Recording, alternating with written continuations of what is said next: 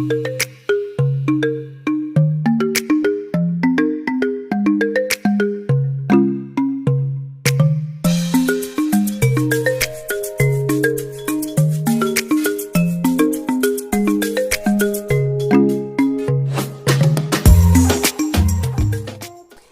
and welcome back to part 2 of my winter design. So I've salvaged as much of these videos as I can. Bits missing, I'm sorry. So carrying on from where we left off, I filed that nail bed. Nail bed was made with birthday suit. I'm now coming in with coconut milk. My first bead goes on in the middle and I fade it up each side. I then fill in the sides of that nail bed. Now I'm not going to take it up as high as the nail bed is, purely because I did so many beads, I need to file that down anyway, so there's no point. So I'm just going to make sure I get it nice and even all the way around. And blend that in so it looks nice and smooth. Turn my tissue over. Anybody else amazed at how messy I am? I am so messy. When I do my own nails, when I do this hand, I always end up with acrylic on my hand. Always. It's just because of where I work. Anyway, picking up a bead of that snow globe from CJP, blending that into the white and pulling it down to the tip. I wanted to keep the tips on those two nails see-through. Not glass, but you know, foggy, smoky, whatever word you want to call it. So just fading that colour on. Have you been checking out them C-curves? Aren't they amazing? They're not all perfect, but I was pretty bloody pleased. The only problem is I'm now walking around clacking like a pair of bloody maracas every time my fingers touch. So give it another couple of days, but they'll be cut short. 'Tis the way I roll. Look at that C-curve. Oh, literally, these are things that I do when I'm watching other people's videos. I will see something like that and I'll be like, oh my God, nailgasm. Moving on swiftly. So more of that Sahara mat in the middle. This finger is going to be full white because we're going to be doing that Christmas sweater design on there, which I absolutely love that effect. Can I get my clients to have it? No. But it's beautiful. I love it. And because it's matte, I do love matte nails. I do. So anyway, coconut milk, picking up a nice bead. I'm keeping it quite wet still. I'm painting it on because we've got such a strong C-curve there. It just makes it a little bit easier for me to work the acrylic. You know, like I said before, doesn't matter how many beads you use, doesn't matter which way you put it on. The base of it is your file will make it beautiful. So cut a bit out there because my fat head was in the way. So just tidying up those edges, smoothing it out, and coconut milk is very good for that.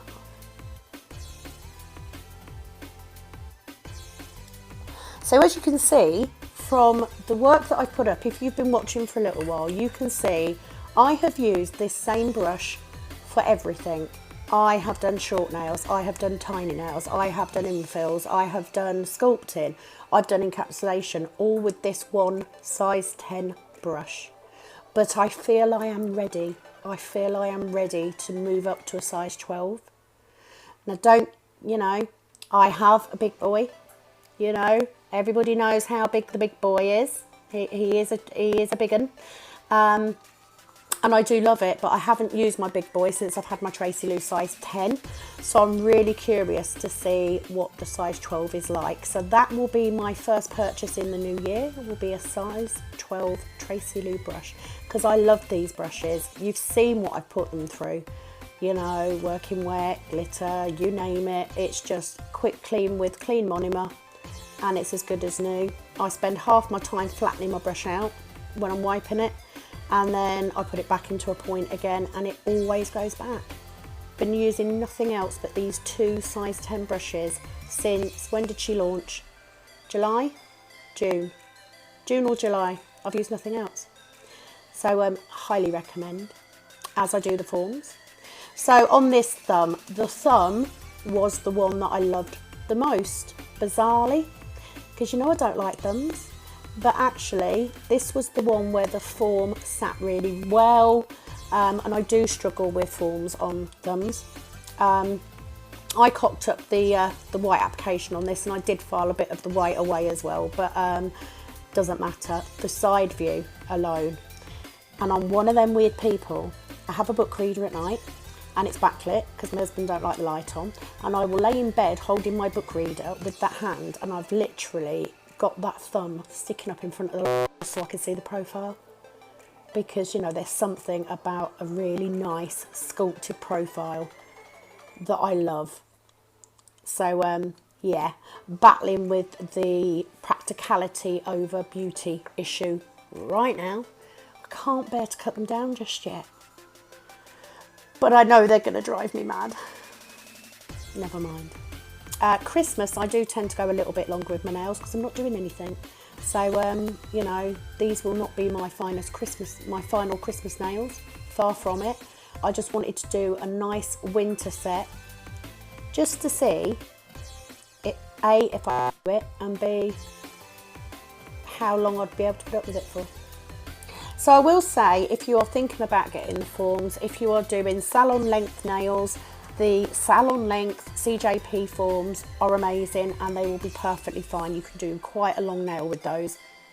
I just bought the extreme ones because I love an extreme length nail. You know, I really do. And for me, having a set like this shows my clients and people that are watching me where I am, what my skill level is, what I can do.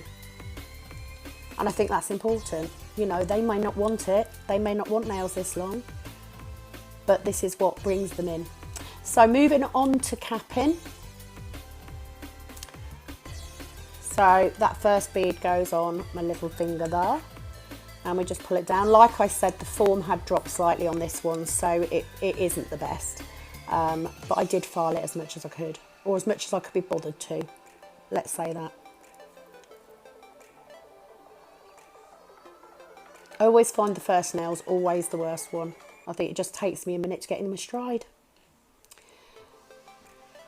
So yeah, just going to go through and cap all of these nails in crystal glass. Where there is glitter, I am wetting that nail first. 1, it makes sure that that glitter shines.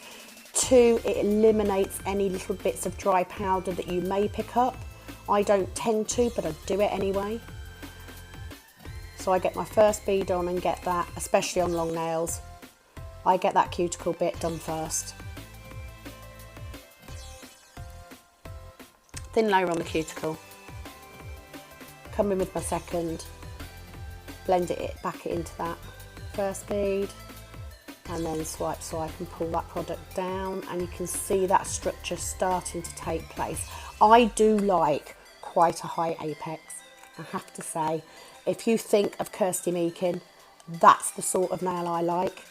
You know, she was a big influence to me when I very first started, still is. I still avidly watch her videos and stuff like this. This is what got me into extreme length 3D, that sort of thing. She was the original idol. That will never change, ever, because I love her work. So, skipped that bit. So all the time, while you've got time to play with that acrylic, I do smooth it out. It minimises the filing. So onto that nail bed. So first big bead goes slap bang in the middle, and I then push it up and pull it up those wings. Doesn't matter if I don't get them all on the first one. The point is, by doing your acrylic that way, you get it in the middle, you get the same amount of product each side. Don't know why. You can always go back in and add more, as I'm doing here on that side. You can see from that profile that that is one hell of a funky nail bed, but it'll file out. My apex on this isn't as high as I'd like it actually, so if any of these are going to break, it'll be this one. My apex is too far forward, but because it's me and because I'm going to cut them down in a couple of days, when I do cut them down, I will probably take the stones off and redo it. So while we're watching the capping, a note on the stones. So the little stones around the cuticles I did with CJP gripper glue. That is more than sufficient. In this case, with those ones I put the stones on first. I then top coated the nails before I then went to put the bigger crystals on. The bigger crystals, the 2 teardrop and the big opal in the middle, I actually used hard gel. So I put a small amount of hard gel where I wanted to fix the stones, pushed the stones into it, cured it. I then added the little gemstones around it with glue. Once that's all done, I then top coat again using a little detailer brush, because getting that top coat up and around all of those little gems will shrink wrap them and they will stay on much longer. If I'm doing a really big gem cluster, which normally only happens on me anyway, I sometimes use acrylic. I didn't in this case just because I wanted the time to move them a bit. Look at that thumb. Oh, even unfiled. Even unfiled. Beautiful. So my thumb was my favourite. Who knew? So once we have got them all done, which is what I've shown you there, I then filed them off camera because filing takes me ages. So I put a picture in of the finished product, and I've now come in as I'm finishing off. I've already placed the cuticle stones, so I'm sorry I didn't leave that in there. I'm now putting in the little ones around it with glue. Well, actually these ones I might be setting in. It looks like I'm setting them in the gel. So I could be wrong. See, this is what happens. I'm almost out of shot. I just left this little bit in. It was the only bit salvageable from the gemstones. And I think that's just because I wear varifocals. I'm as blind as a bat. So I get my hand right up close to my face when I'm putting gemstones on me. So then we come in with this snowflake. So I am using CJP's acrylic paints and their Line It Fine brush. So doing a cross first, and then I'm putting the centre ones in. And I like acrylic paint for doing this because it dries as you're going, which I really like. So 1 full one, 1 half one, dead easy. I have sped this whole video up, by the way. I'm not this quick. I'm not that clever. So started to do some little lines. So I did some little, what I call reverted, the inverted arrowhead type. I prefer to do it with dots. I must admit, I do like my snowflakes with dots, little lines and little dots, as you will see me coming in and doing here. So I'm putting one on those 4. And then literally all I do, whatever I do on one, I repeat it on the other to make it a mirrored image. But I love the dots. I think it looks so pretty. You could use little Swarovski crystals for those little dot bits. That would be really pretty. But by the time we got to this finger, I'd had enough. I was ready. Bearing in mind, this was my 4th attempt at doing these snowflakes.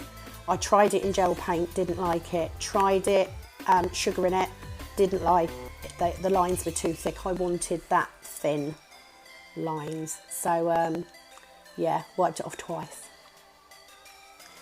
No, wiped it off 3 times. This is my 4th. So yeah, editing this video has been amazingly good fun, not. So on to that sweater nail. So I am using CJP's Alps, and I am using one of Tracy Lou's liner brushes because it's a bit longer, and literally pick that up and steady. Rest your hand against something else and just take your time. You'll have time to go back in and add more if you need to neaten it up. And then as soon as that line is done, I then use my fan brush and some white acrylic. I used on this one. You can use clear. I used white acrylic, so coconut milk, and dust over the whole nail. That will then set it in place. I then put it in the lamp for 10 seconds, I think, just to keep it to hold there. So just, there you go, just tap it off.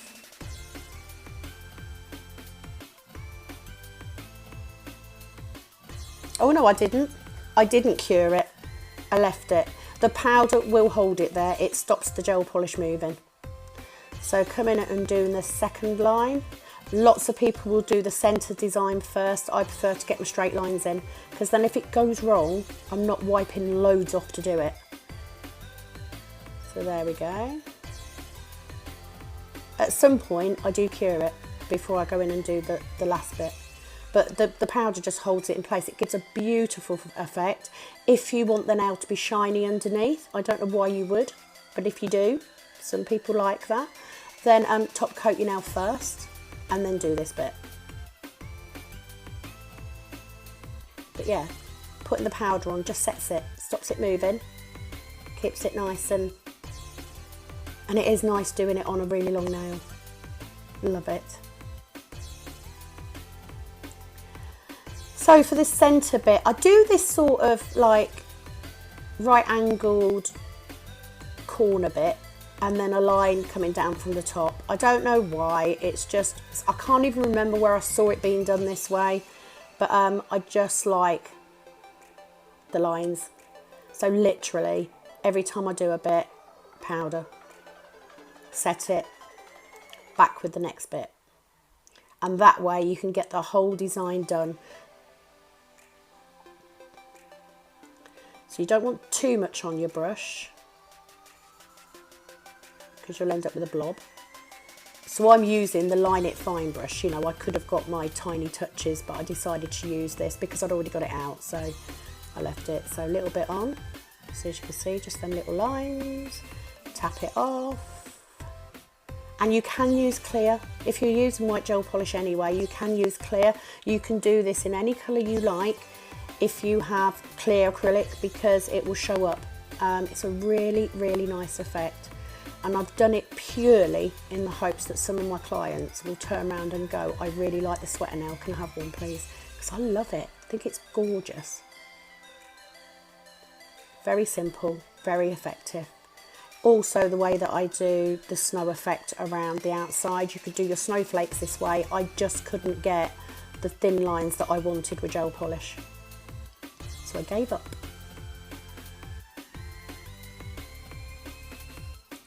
And that's all you do. You just keep repeating that pattern all the way down the length of that nail.